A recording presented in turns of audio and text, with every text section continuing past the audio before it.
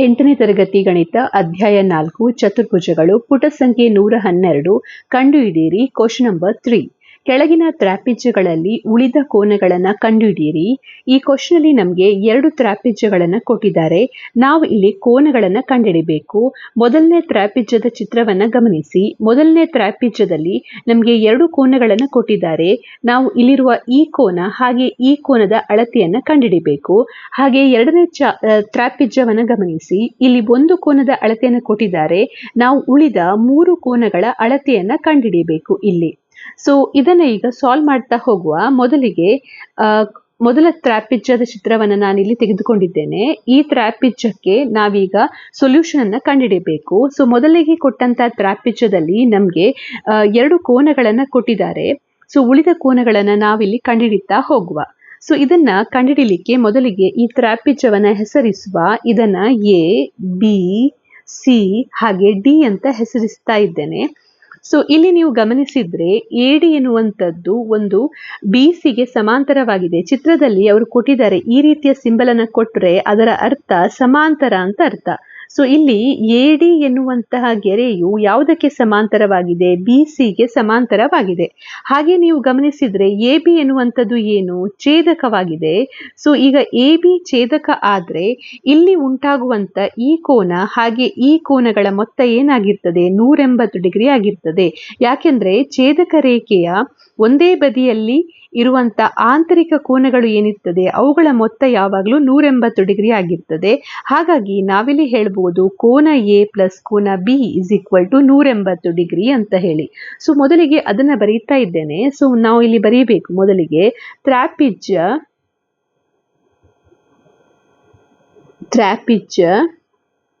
A B C ಡಿಯಲ್ಲಿ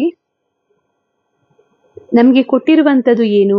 A D ಸಮಾನಾಂತರ B C ಅಂತ ಕೊಟ್ಟಿದ್ದಾರೆ. ಮತ್ತು ಎ ಬಿ ಏನಾಗಿದೆ? ಇಲ್ಲಿ ನಾವು ಚಿತ್ರದ ಮೂಲಕ ಅರ್ಥ ಮಾಡಿಕೊಳ್ಬಹುದು. ಎ ಬಿ ಎನ್ನುವಂಥದ್ದು ಛೇದಕವಾಗಿದೆ. ಹಾಗಾಗಿ ನಾವೇನು ಹೇಳ್ಬೋದು? ಕೋನ ಎ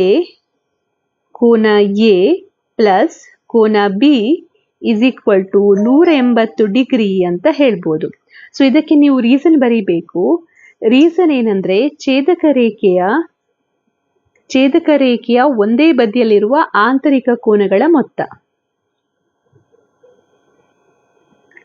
ಸೊ ಛೇದಕ ರೇಖೆಯ ಒಂದೇ ಬದಿಯಲ್ಲಿರುವ ಆಂತರಿಕ ಕೋನಗಳ ಮೊತ್ತ ಅಂತ ರೀಸನ್ ಬರೀರಿ. ನಂತರ ಇಲ್ಲಿ ನಮಗೆ ಕೋನ ಬಿ ಎಷ್ಟು ಅಂತ ಗೊತ್ತಿದೆ. ನಮಗೆ ಮೊದಲೇ ಕೊಟ್ಟಿದ್ದಾರೆ ಕೋನ ಬಿ ಅನ್ನ 135 ಡಿಗ್ರಿ ಅಂತ ಹೇಳಿ. ಚಿತ್ರವನ್ನ ಗಮನಿಸಿ. ಸೊ ಕೋನ ಬಿ ಯ ಜಾಗದಲ್ಲಿ ಇಲ್ಲಿ 135 ಡಿಗ್ರಿಯನ್ನ ಹಾಕುವ. 135 degree is equal to 180 degree. So ಕೋನ A is equal to 180 degree minus 135 degree. ಅಂದ್ರೆ ಇಲ್ಲಿಗ ಕೋನ ಎ ಇಸ್ ಈಕ್ವಲ್ ಟು ನಮಗೆ ಎಷ್ಟು ಡಿಗ್ರಿ ಸಿಗ್ತಾ ಇದೆ? 45 ಡಿಗ್ರಿ ಅಂತ ಸಿಗ್ತಾ ಇದೆ. ಸೊ ನಾವೀಗ ಒಂದು ಕೋನದ ಅಳತೆಯನ್ನು ಕಂಡುಹಿಡಿದಿದ್ದೇವೆ. ಈ ಕೋನದ ಅಳತೆ ಎಷ್ಟು? 45 ಡಿಗ್ರಿ ಅಂತ ಸಿಕ್ಕಿದೆ. ನೆಕ್ಸ್ಟ್ ನಾವು ಕೋನ ಡಿ ಅನ್ನ ಕಂಡುಹಿಡಿಯಬೇಕು. ಸೊ ಕೋನ ಡಿ ಅನ್ನ ಕಂಡುಹಿಡಿಯಲಿಕ್ಕೆ ಪುನಃ ನೀವು ಇದೇ ಪ್ಯಾರಲಲ್ ಆಗಿರುವಂತ ಗೆರೆಯನ್ನು ಉಪಯೋಗಿಸಬೇಕು. ಅಂದ್ರೆ ಇಲ್ಲಿ ನಮಗೆ ಕೊಟ್ಟಿದ್ದಾರೆ ಎ ಡಿ ಎನ್ನುವಂತ ಗೆರೆಯು ಯಾವುದಕ್ಕೆ ಸಮಾಂತರವಾಗಿದೆ? ಬಿ ಸಿಗೆ ಸಮಾಂತರವಾಗಿದೆ ಅಂತ ಚಿತ್ರದಲ್ಲಿ ಕೊಟ್ಟಿದ್ದಾರೆ. ನೆಕ್ಸ್ಟ್ ನೀವು ಅಲ್ಲಿ ಗಮನಿಸಿದ್ರೆ ಇಲ್ಲಿ ಡಿ ಸಿ ಎನ್ನುವಂಥದ್ದು ಏನಾಗಿದೆ? ಇದೊಂದು ಛೇದಕ ಆಗಿದೆ. ಸೊ ಈಗ ಛೇದಕದ ಒಂದೇ ಬದಿಯಲ್ಲಿ ಇರುವಂತ ಆಂತರಿಕ ಕೋನಗಳ ಮೊತ್ತ ಎಷ್ಟಾಗಿರ್ತದೆ? ಇದು ಯಾವಾಗಲೂ ಕೂಡ 180 ಡಿಗ್ರಿ ಆಗಿರ್ತದೆ. ಅಂದ್ರೆ ಕೋನ ಡಿ ಮತ್ತೆ ಕೋನ ಸಿ ಏನಾಗಿರ್ತದೆ? 180 ಡಿಗ್ರಿ ಆಗಿರ್ತದೆ. ಸೊ ಅದನ್ನೇ ನಾವು ಪುನಃ ಇಲ್ಲಿ ಬರೀಬೇಕು. ಸೊ ನೆಕ್ಸ್ಟ್ ನೀವು ಬರಿಬೇಕಾಗಿರುವಂತದ್ದು ಏನಂದ್ರೆ ಎ ಡಿ ಸಮಾನಾಂತರ ಬಿ ಸಿ ಆಗಿದೆ. ಮತ್ತು ಇಲ್ಲಿ ಛೇದಕ ಯಾವುದು? ಸಿ ಡಿ ಛೇದಕವಾಗಿದೆ. ಸೊ ಸಿ ಡಿ ಎನ್ನುವಂಥದ್ದು ಛೇದಕವಾಗಿದೆ. ಹಾಗಾಗಿ ಯಾವ ಕೋನಗಳ ಮೊತ್ತ 180 ಡಿಗ್ರಿ ಅಂತ ನಾವು ಹೇಳ್ಬೋದು. ಆದ್ದರಿಂದ ಕೋನ ಸಿ ಪ್ಲಸ್ ಕೋನ D is equal to 180 degree ಅಂತ ಹೇಳ್ಬೋದು. ಇದಕ್ಕೆ ರೀಸನ್ ಮೇಲ್ಗಡೆ ನಾನು ತೆಗೆದುಕೊಂಡಂತ ರೀಸನ್ ಅನ್ನು ನೀವು ಬರೀಬೇಕು. ಇದನ್ನ ಛೇದಕ ರೇಖೆಯ ಒಂದೇ ಬದಿಯಲ್ಲಿರುವ ಆಂತರಿಕ ಕೋನಗಳ ಮೊತ್ತ ಅಂತ ಬರೀರಿ. ಅದೇ ರೀಸನ್ ಅನ್ನ ಬರೀಬೇಕು. ಪುನಃ ನಾನು ಅದನ್ನು ಬರೆಯುವುದಿಲ್ಲ. ನೆಕ್ಸ್ಟ್ ನೀವು ಇಲ್ಲಿ ಕೋನ ಸಿ ನಮಗೆ ಕೊಟ್ಟಿದ್ದಾರೆ ಎಷ್ಟು ಅಂತೇಳಿ 105 ಡಿಗ್ರಿ ಅಂತ ಕೊಟ್ಟಿದ್ದಾರೆ. ಸೊ 105 ಡಿಗ್ರಿ ಪ್ಲಸ್ ಕೋನ D is equal to 180 degree. So ಕೋನ D is equal to 180 degree minus 105 degree. So ಇಲ್ಲಿ ನಮಗೆ ಸಿಗ್ತಾ ಇದೆ ಕೋನ D is equal to 75 degree ಅಂತ ಸಿಗ್ತಾ ಇದೆ. ಸೊ ನಾವೀಗ ಎರಡನೇ ಕೋನವನ್ನು ಕೂಡ ಕಂಡುಹಿಡಿದಿದ್ದೇವೆ. ಅಂದ್ರೆ ಈ ಕೋನ ಎಷ್ಟಾಗಿದೆ? ಈ ಕೋನವು 75 ಡಿಗ್ರಿ ಆಗಿದೆ. ಸೊ ಇದು ಮೊದಲನೇ ಚಿತ್ರದ ಸೊಲ್ಯೂಷನ್. ನೆಕ್ಸ್ಟ್ ನಮಗೆ ಇದೇ ಕ್ವಶನ್ ಅಲ್ಲಿ ಇನ್ನೊಂದು ಚಿತ್ರವನ್ನ ಕೊಟ್ಟಿದ್ದಾರೆ. ಆ ಇನ್ನೊಂದು ಚಿತ್ರಕ್ಕೂ ಕೂಡ ನಾವೀಗ ಸೊಲ್ಯೂಷನ್ ನ ಕಂಡುಹಿಡಿಯೋಣ. ಸೊ ನಮಗೆ ಕೊಟ್ಟಿರುವಂತ ಇನ್ನೊಂದು ಚಿತ್ರ ಈ ರೀತಿಯಲ್ಲಿದೆ. ಈ ಚಿತ್ರದಲ್ಲಿ ನಮಗೆ ಕೇವಲ ಒಂದು ಕೋನವನ್ನ ಕೊಟ್ಟಿದ್ದಾರೆ. ನಾವು ಉಳಿದ ಕೋನಗಳನ್ನ ಇಲ್ಲಿ ಕಂಡುಹಿಡಿತಾ ಹೋಗ್ಬೇಕು. ಸೊ ಈ ಚಿತ್ರವನ್ನ ಗಮನಿಸಿ ನೀವು. ಹಾಗೆ ಈ ಚಿತ್ರಕ್ಕೆ ನಾವು ಮೊದಲಿಗೆ ಹೆಸರಿಸೋಣ. ಇದಕ್ಕೆ ನಾನು ಹೆಸರಿಸ್ತಾ ಇದ್ದೇನೆ ಪಿ ಕ್ಯೂ ಆರ್ ಹಾಗೆ ಎಸ್ ಅಂತ ಹೆಸರಿಸ್ತಾ ಇದ್ದೇನೆ. ಈ ಚಿತ್ರವನ್ನ ನೋಡಿದ್ರೆ ಇದು ಯಾವ ರೀತಿಯ ಒಂದು ತ್ರಾಪಿಜ್ಯವಾಗಿದೆ? ಇಲ್ಲಿ ನೀವು ನೋಡ್ಬೋದು ಪಿ ಎಸ್ ಸಮಾನಾಂತರ ಕ್ಯೂ ಎಸ್ ಇದೆ. ಅಂದ್ರೆ ಪಿ ಎಸ್ ಎನ್ನುವಂತ ಗೆರೆಯು ಯಾವುದಕ್ಕೆ ಸಮಾಂತರವಾಗಿದೆ? ಕ್ಯೂ ಆರ್ ಗೆ ಸಮಾನಾಂತರವಾಗಿದೆ. ಒಂದು ಗೆರೆಯು ಸಮಾಂತರವಾಗಿದೆ. ಹಾಗೆ ನೀವು ಇಲ್ಲಿ ಗಮನಿಸಿದ್ರೆ ಪಿ ಕ್ಯೂ ಎನ್ನುವಂಥದ್ದು ಎಸ್ ಆರ್ ಗೆ ಸಮವಾಗಿದೆ ಅಂತ ಕೊಟ್ಟಿದ್ದಾರೆ. ಈ ರೀತಿಯ ಗೆರೆ ಇದ್ರೆ ರೆಡ್ ಕಲರ್ ಅಲ್ಲಿ ಇರುವಂತದ್ದು ಅದನ್ನ ನಾವು ಸಮವಾಗಿದೆ ಅಂತ ಹೇಳ್ತೇವೆ. ಹಾಗೆ ಆರೋ ಮಾರ್ಕ್ ತರ ಗೆರೆಗಳಿದ್ರೆ ಅದನ್ನ ನಾವು ಪ್ಯಾರಲಲ್ ಆಗಿದೆ ಅಂದ್ರೆ ಸಮಾಂತರವಾಗಿದೆ ಅಂತ ಹೇಳ್ತೇವೆ. ಸೊ ಹೀಗೆ ಇದ್ದಾಗ ಇದು ಯಾವ ರೀತಿಯ ತ್ರಾಪಿಜ್ಯ ಅಂತ ಹೇಳ್ಬೋದು? ಇದು ಒಂದು ಸಮದ್ವಿಬಾಹು ತ್ರಾಪಿಜ್ಯವಾಗಿದೆ ಅಂತ ನಾವು ಹೇಳ್ಬೋದು. ಯಾಕೆಂದ್ರೆ ಇದರ ಎರಡು ಬಾಹುಗಳು ಏನಾಗಿದೆ? ಎರಡು ಬಾಹುಗಳು ಸಮವಾಗಿದೆ. ಸೊ ಮೊದಲಿಗೆ ನೀವು ಈ ಚಿತ್ರವನ್ನ ಗಮನಿಸಿ ಅದನ್ನ ಬರೀಬೇಕು ಇಲ್ಲಿ. ಸೊ ಮೊದಲಿಗೆ ನಾವಿಲ್ಲಿ ಬರೆಯುವ P Q is equal to S R ಆಗಿದೆ. ಇದನ್ನ ನಮಗೆ ಕೊಟ್ಟಿದ್ದಾರೆ. ಹಾಗಾಗಿ ನಾವು ಏನು ಹೇಳ್ಬೋದು? ಇದೊಂದು ಸಮದ್ವಿಬಾಹು ತ್ರಾಪಿಜ್ಯ ಅಂತ ಹೇಳ್ಬೋದು. ಪಿ ಕ್ಯೂ ಆರ್ ಎಸ್ ಕೇವಲ ಇದು ತ್ರಾಪಿಜ್ಯವಾಗಿಲ್ಲ, ಇದರ ಎರಡು ಬಾಹುಗಳು ಕೂಡ ಸಮವಾಗಿರೋದ್ರಿಂದ ಇದೊಂದು ಸಮದ್ವಿಬಾಹು ತ್ರಾಪಿಜ್ಯವಾಗಿದೆ. ಹಾಗೆ ಸಮದ್ವಿಬಾಹು ತ್ರಾಪಿಜ್ಯದಲ್ಲಿ ನಮಗೆ ಗೊತ್ತಿದೆ ಅಭಿಮುಖವಾಗಿರುವ ಸಮಬಾಹುಗಳಿಗೆ ಅಭಿಮುಖವಾಗಿರುವಂತ ಕೋನಗಳು ಯಾವಾಗಲೂ ಕೂಡ ಸಮವಾಗಿರ್ತದೆ. ಅಂದ್ರೆ ಇಲ್ಲಿರುವಂತ ಈ ಕೋನ ಏನು? ಅದು ಕೋನ ಆರಿಗೆ ಸಮವಾಗಿರ್ತದೆ. ಹಾಗೆ ಕೋನ ಪಿ ಎನ್ನುವಂಥದ್ದು ಈ ಕೋನವು ಎಸ್ ಗೆ ಸಮವಾಗಿರ್ತದೆ.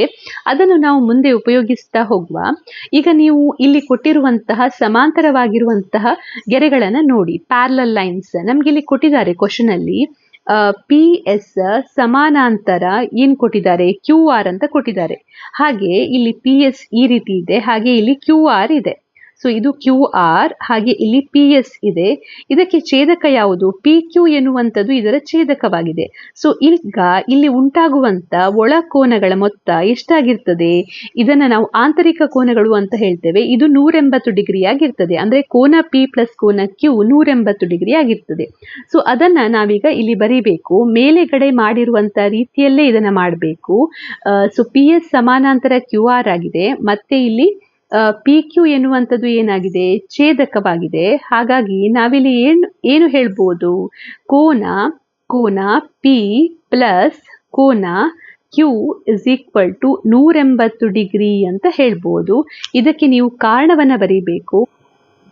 ಛೇದಕ ರೇಖೆಯ ಒಂದೇ ಬದಿಯ ಆಂತರಿಕ ಕೋನಗಳ ಮೊತ್ತ ಅಂತ ಬರೀಬೇಕು.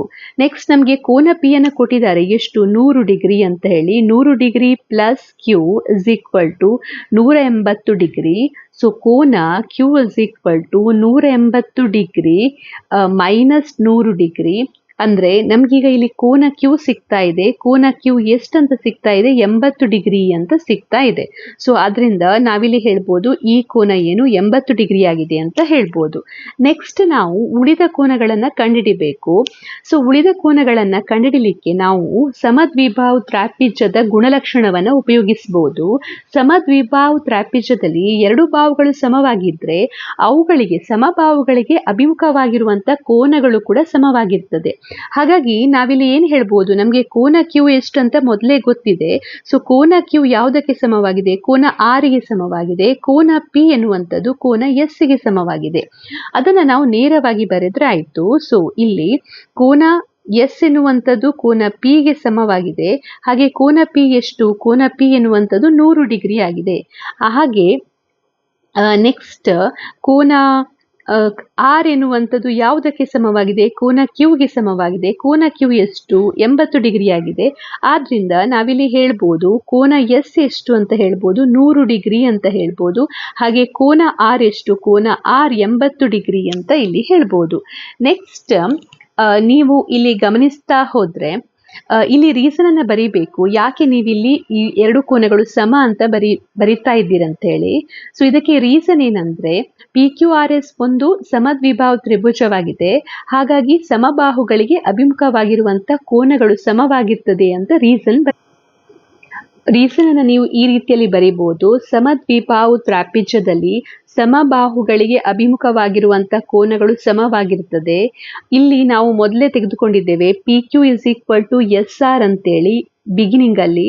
ಹಾಗಾಗಿ ನಾವು ಹೇಳ್ಬೋದು ಕೋನ S P 100, ಹಾಗೆ ಕೋನ R ಕೋನ U 80 ಡಿಗ್ರಿ ಅಂತ ಹೇಳ್ಬೋದು. ಸೊ ನೀವು ರೀಸನ್ ಅಲ್ಲಿ ಬೇಕಾದ್ರೆ ಇದನ್ನು ಬರೀರಿ, PQ = SR ಆಗಿದೆ ಅಂತ ಬರೀಬಹುದು.